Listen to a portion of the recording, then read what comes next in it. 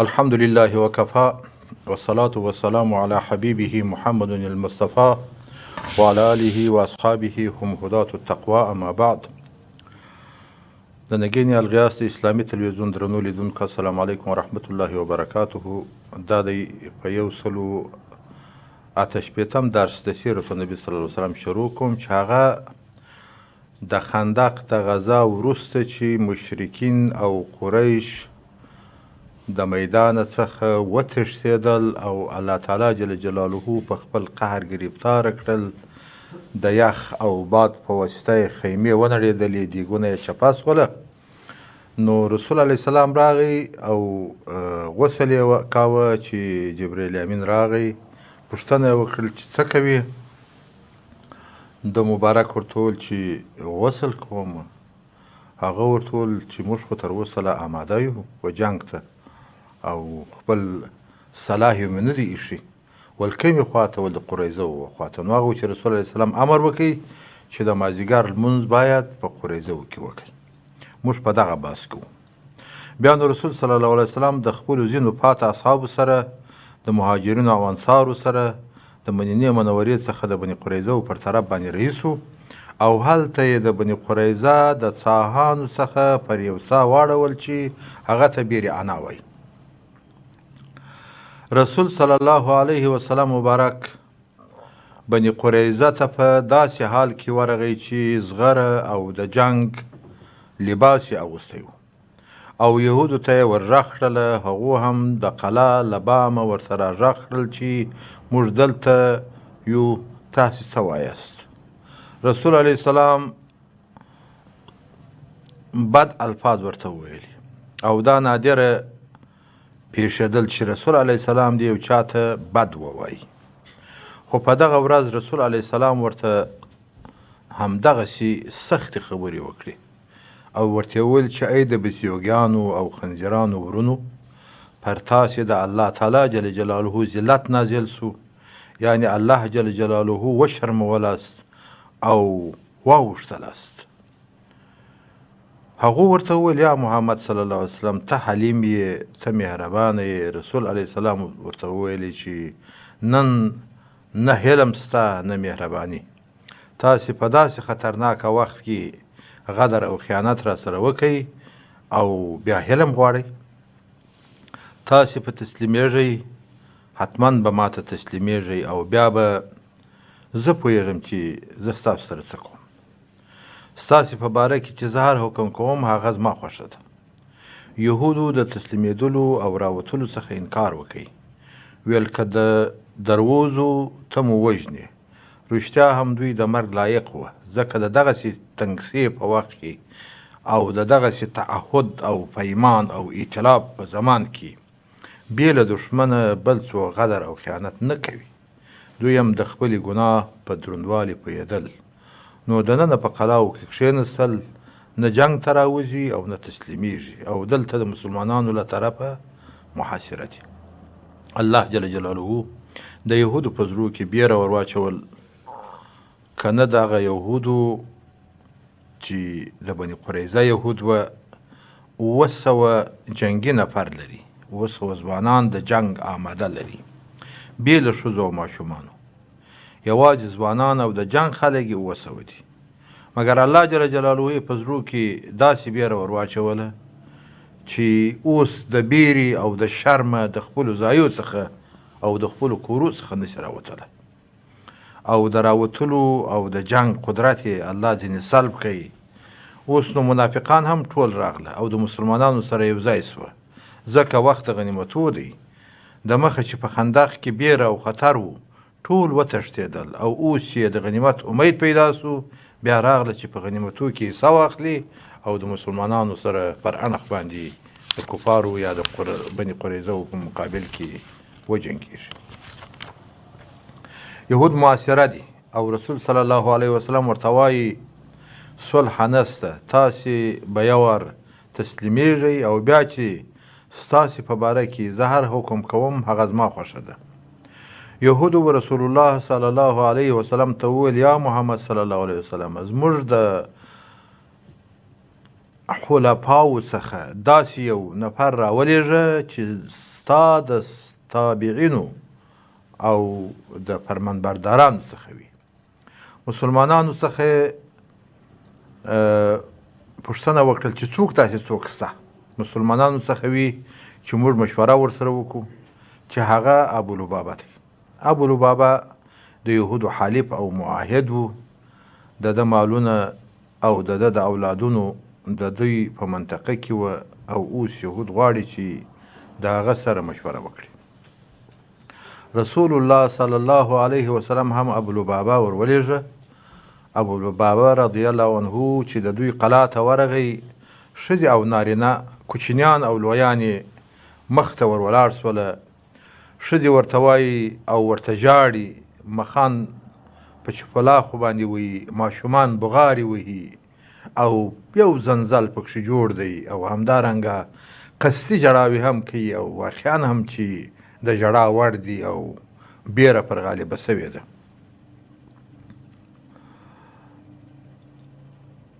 ماشومان چې بغارې وهي، د ابولبابه زړه پر وسوځل سو. یهودو ورته وویل یا ابولبابه ستا څخه فکر دی؟ ده ویل زما سره هیڅ فکر نستی، رسول علیه صلات وسلام اراده کړې ده نه مو پرېږدي. یهودو وویل یا ابولبابه آیا څه دا مشوره راکوي چې موږ د محمد صلی الله علیه وسلم په خوښه تسلیم سو؟ ابولبابه رضی الله عنه ورته وویل چې هو، مګر په دغه وخت کې یې کوټې په داسې ډول سره پر غاړه تېرولې چې لکه څنګه چې یو څوک چاته اشاره کوي، یعنې دوی د خپل ګوتې پر غاړو باندې تېرولې چې مقصد یې دا و که تسلیم سئ هغه مو حلالوي. یعنې دا چې دوی ابولبابه ته ویل که موږ تسلیم سو رسول علیه السلام به زموږ سره څه وکړي؟ ته دا خبره راته کوې چې موږ ورته تسلیم سو؟ ده ورته ویل چې هو درته کوم یې، هو درته کوم یې. یعنې لاس یې پر خپل حلقو باندې یا خپل ګوتې پر حلقو باندې او پر حلق باندې تېرولې چې اشاره و دې ته وه چې که تاسې تسلیم سئ نو به مو حلال کړي. ابولبابه رضی الله عنه وایي زه په ځان نه سوم پوه، بې له ارادې مې ګوتې پر غاړه تېرېدلې. ابولبابه وایي ګوتې مې لا د غاړې څخه نه وې رایسته کړي چې پوه سوم ما د الله جل جلاله او رسول الله صلی الله علیه وسلم سره خیانت وکړي، ځکه دا د رسول صلی الله علیه وسلم سر او پټ راز و، ما ښکاره کړي. نو ابولبابه رضی الله عنه یهودو پر دغه ځای پرېښول او دی سمدستي د مسجد نبوي پر طرف رهي سو. حتی رسول صلی الله علیه وسلم ته هم نه ورغلی، بلکې په برابر مسجد ته ولاړی او خپلې ښځې ته یې وویلې راسه ما د مسجد په یوه پایه یا عمود پورې وتړه، ځکه ما د الله او رسول الله صلی الله علیه وسلم سره خیانت کړی او په والله تر هغو به ځان خلاص نه کړم او نه به مې څوک خلاصوي چې رسول علیه السلام یې په خپل لاس نه کړي خلاص او توبه مې قبوله نسی، او په والله زه به بیا هیڅ کله د بني قریظه مځکې ته ور داخل نسم. رسول علیه السلام په دې حال خبر سو چې ابولبابه یهودو ته حال ووایه او بیا یې ځان د مسجد په عمود پورې وتړی.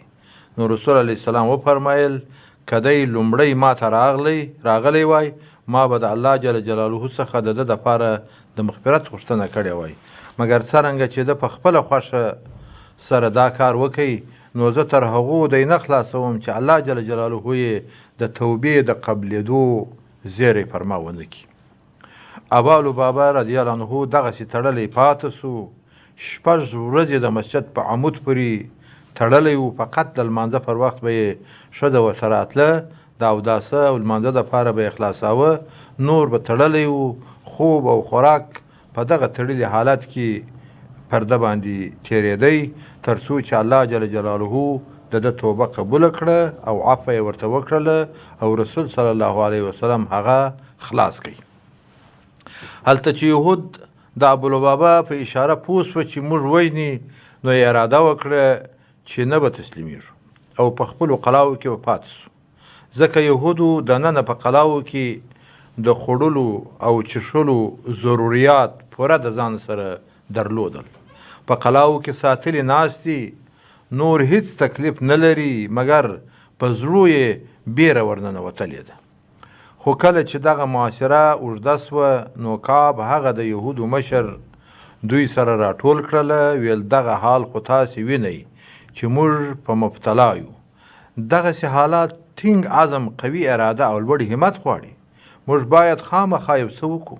په دغه حال نسو پاتې کېدلی څو تر څو په معاصره کې به موږ په همدغسې حالت باندې پاته یو. یهودو وویل ستا څه فکر دی؟ کعب ابن اسد وویل دغه مشکل چې موږ ته راپېښ دی بل حل نه لري بې له دې څخه چې یو د دغو درو کارو به کوو. یهودو وویل هغه درې کاره څه شي دي چې باید وکړو؟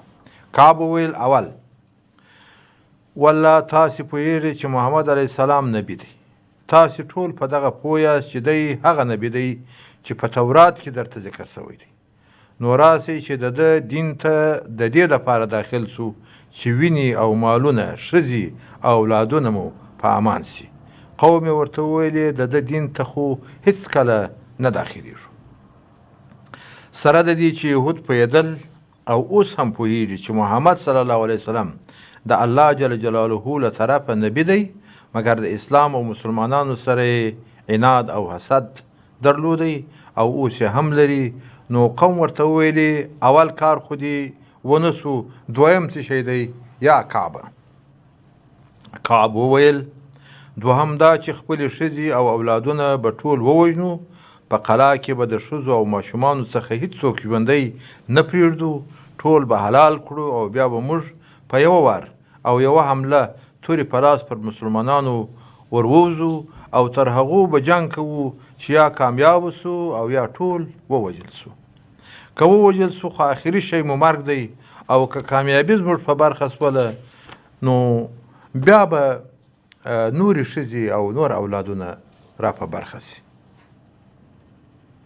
نو یې ژوند نوی ژوند به شروع کړو، نوی حالت مو په لاس کې وي او نوی به و دې حالت ته ورسېږو. اصلا په قوم کې همت نه و. په دوی کې داسې څوک نه و چې ټینګ عزم او همت ولري. رښتا هم اوس د دوی مخ ته دوی خبرې او دوی مسئلې یا دوی فیصلې پرتې دي، یا مرګ یا ژوند. مرګ خو یې حتمي دی نو د ژوند دپاره باید څه وکړي. خو په دوی کې د عزم او همت خاوند نسته. نو ویې ویل دریم څه شی دی کعب؟ کعب ورته وویلې دریم دا دی چې نن شپه د شنبې شپه ده. مسلمانان زموږ له طرفه بېغمه دي چې موږ نن ورځ نه جنګ کوو او نه حمله.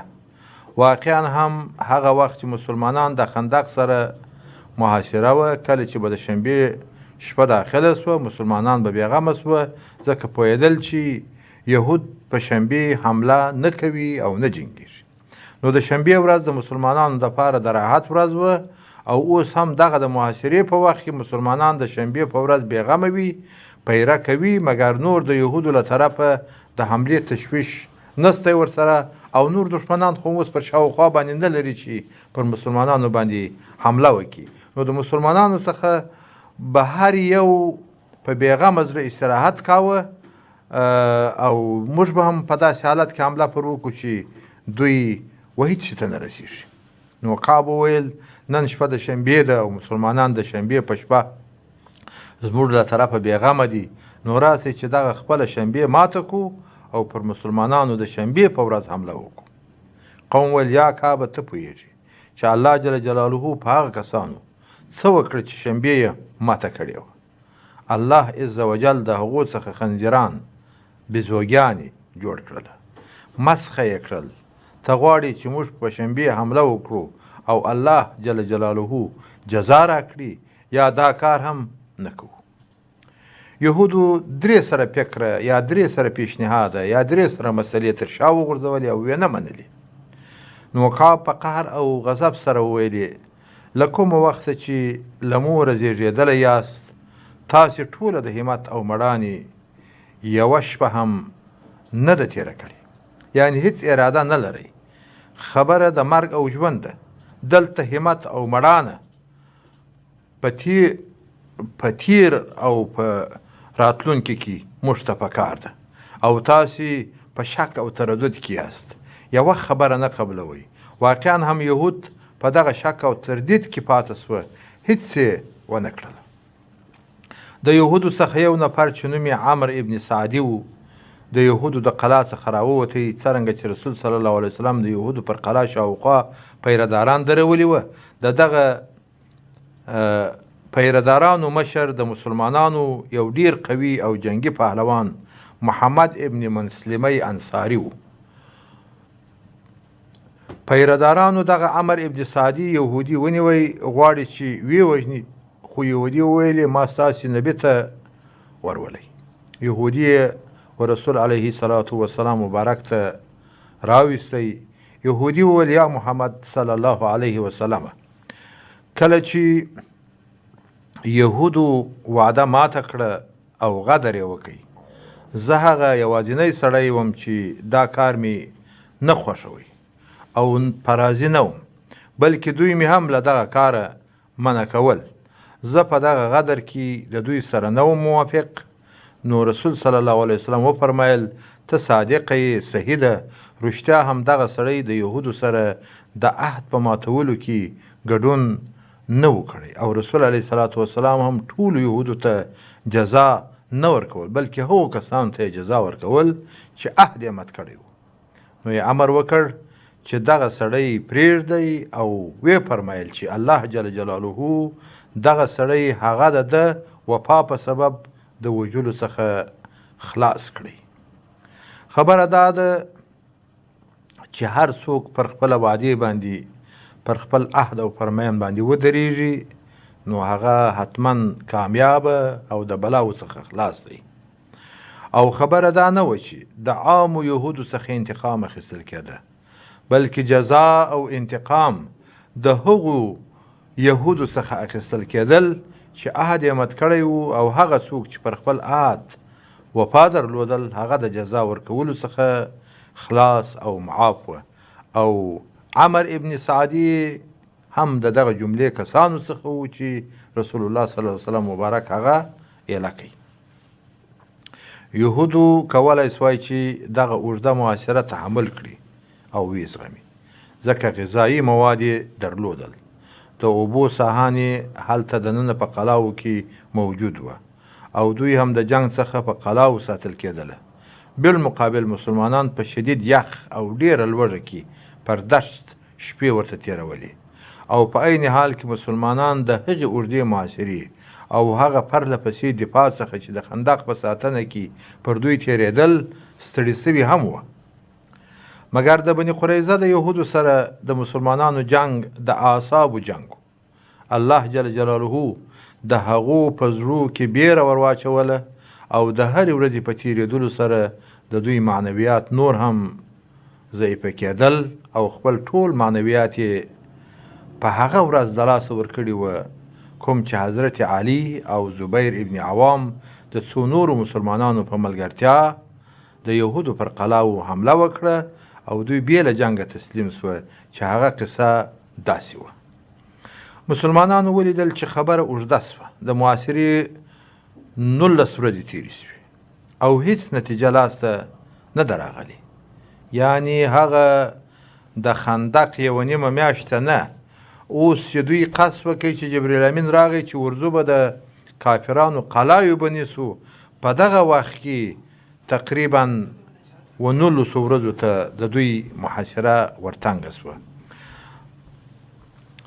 نو مسلمانانو ولیدل چې خبره اوږده سوه د محاصرې 19 ورځې تېرې سوي دي او هیڅ نتیجه لاسته نه ده ورغلې نو مسلمانانو د پهلوانانو څخه څو نفره سره یو ځای سوله چې په دې جمله کې زبیر ابن عوام او علي ابن ابي طالب رضی الله عنه د دغو شازلمیانو او د دغو پهلوانانو مسلمانانو پر مرګ وعده سره وکړله یعنی دوی سره ودرېدل چې تر هغه وخته به نه راګرځو تر څو چې امرو او یا کامیابه کېږو دوی ویل چې پر یهودو حمله کوو او بیرته نه راګرځو یا به قلا خلاصوو یا به وژل کېږو دې ډلې د قلا د حملې دپاره ځانونه تیار کړله آمادګي ونیوله. اوس غواړي چې حمله شروع کړي او د حملې دپاره وررهي سوله. په دغه وخت کې حضرت علي کرم الله وجهه په لوړ اواز سره نارې کړه: ای د ایمان خاوندانو، والله یا به هغه څه راته پیښیږي چې حمزه ته پیښ سوه یا به قلا خلاصوو. یعنې یا مرګ دی یا د قلا خلاصول.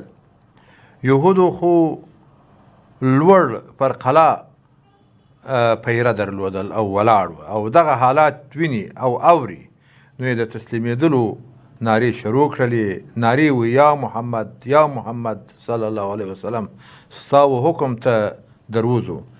دغه بیره یې هم الله جل جلاله په زړو کې ور واچول. د بني قریظه یهود د دغې ډلې د بیرې څخه تسلیم سوه او قلا یې خلاصه کړه. ټول هغه کسان چې په قلاو کې موجود وه تسلیم سوه. نارینه او ښځې، لویان او کوچنیان ټول تسلیم سوله. رسول الله صلی الله علیه وسلم مبارک امر وکړي چې نارینه یې ټول وتړئ. د یهودو 700 نفره د محمد صلی الله علیه وسلم په امر د محمد ابن مسلمه رضی الله عنه تر نظارت لاندې وتړل سول. ښځې او ماشومان یې د نارینهو څخه جلا په بل طرف کې سره یو ځای کړل سول. دلته نو د اوس د قبیلې مسلمانان دلته خزرجان لري او اوسیان لري. د اوس د قبیلې مسلمانان و رسول علیه الصلاة وسلام ته سره راټول سول او ویې ویل: یا رسول الله، زموږ د خلفاو او متعهدینو سره ښه وکړه، لکه څرنګه چې د خزرج د خلفاو او متعهدینو سره دې ښه وکړله. د بني قینقا یهود چا له مرګه خلاص کړل، ستاسې په هغه قصه هم په یاد وي چې عبدالله ابن ابی ابن سلول منافق رسول الله اسلام ته ورغی او ویل: یا رسول الله، احسن الی موالیه، زما د خلفاو سره یا زما د ملګرو سره احسان وکړه. او رسول علیه السلام د دغه عبدالله د غوښتنې په سبب د بین قینقا یهود چې هغه قصه وخت کې درته تېره سوه ژوند ور پرېښول او هغه یې ژوندي پرېښوله او مړه یې نه کړله. عبدالله ابن ابی د خزرج د قبیلې او د خزرج قبیلې د بین قینقا د یهودو سره ټینګ عهد درلودی. څرنګه چې د اوس قبیله بیا د بني قریظه د یهودو سره عهد او میثاق لري، نو اوس د اوس قبیله وایي: یا رسول الله، احسن الی موالینا، زموږ د خلفاو سره، زموږ د متعهدینو سره ته ښه وکړه. لکه څرنګه چې د خزرج د خلفاو سره چې د بني قینقا یهود وه تا احسان ورسره وکړئ، زموږ د دې خلفاو سره یې هم وکړه. دغه رنګه زموږ د خلفاو سره چې بني قریظه دې هم احسان وکړه. مګر ګناه تر ګناه پورې فرق لري. که څه هم د بني قینقا د یهودو ګناه لویه وه، مګر د بني قریظه د ګناه سره هیڅ نسي مسابقه کېدلی. دلته ګناه 100 کوټې تر هغه ګناه بدتره ده. 100 کوټې نه بلکې 1000 کوټې هم بالا. د بني قینقا یهودو یو مسلمان سړی وژلی و او قاتل یې مسلمانانو ته په لاس ورکړی و، مګر د بني قریظه یهودو ټول اسلام او مسلمانان په خطر کې اچولي وه. نو دا تفاوت په مابین کې موجود و. ورونو، زموږ د نن ورځې د سیرت النبي صلی الله علیه وسلم درس 188 درس پر همدې ځای باندې خاتمه ورکوو او الله دې موږ ته توفیق راکړي چې د سیرت النبي صلی الله علیه وسلم او د قریظه سرنوشت په بل درس کې تاسو ته بیان کړو. آخر دعوانا الحمدلله رب العالمین.